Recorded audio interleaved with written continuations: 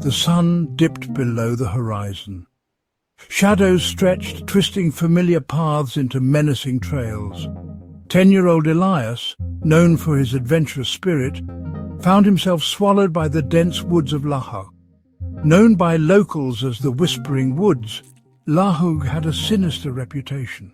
Old wives' tales whispered of witches lurking amongst the ancient trees, their cackles echoing through the night. Elias shivered, pulling his thin jacket tighter. He quickened his pace, his heart pounding in his chest like a drum.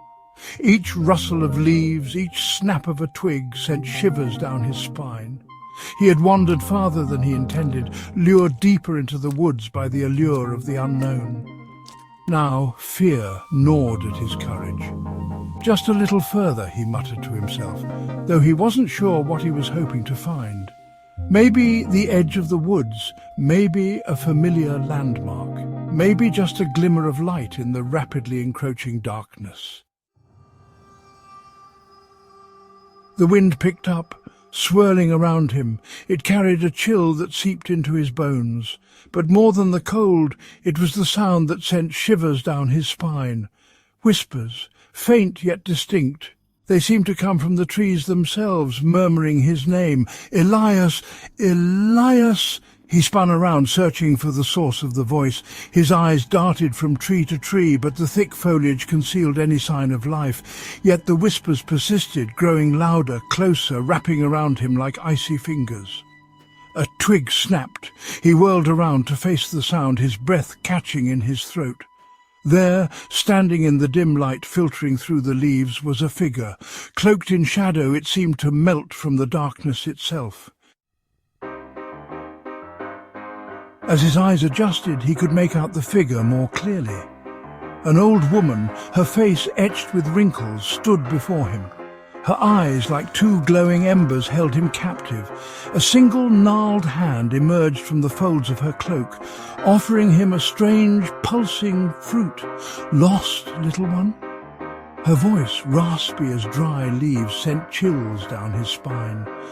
He wanted to scream, to run, but his feet felt rooted to the spot. The whispers intensified, urging him to accept her offer.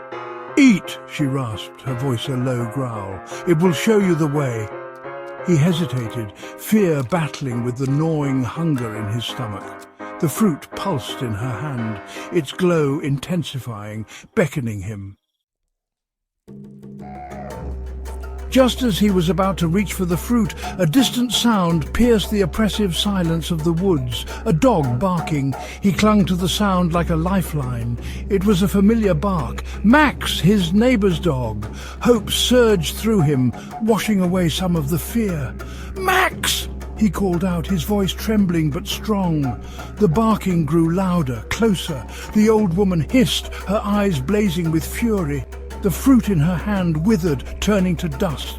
She vanished as quickly as she had appeared, swallowed by the shadows. He didn't hesitate. He ran towards the sound of the barking, his fear forgotten. He burst from the tree line, gasping for breath, into his neighbour's yard. Max bounded towards him, barking excitedly. He knelt down, burying his face in the dog's fur, his heart still pounding.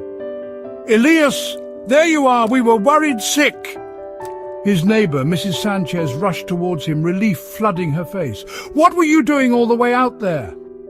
He looked back at the dark woods, a shiver running down his spine. I met an old woman in the woods," he stammered. She offered me a fruit." Mrs. Sanchez laughed, a warm, comforting sound. "That's just old Marta," she said. "She's harmless, a little eccentric maybe. She wanders the woods looking for lost things, but she always brings them back." Elias stared at her, his mind reeling.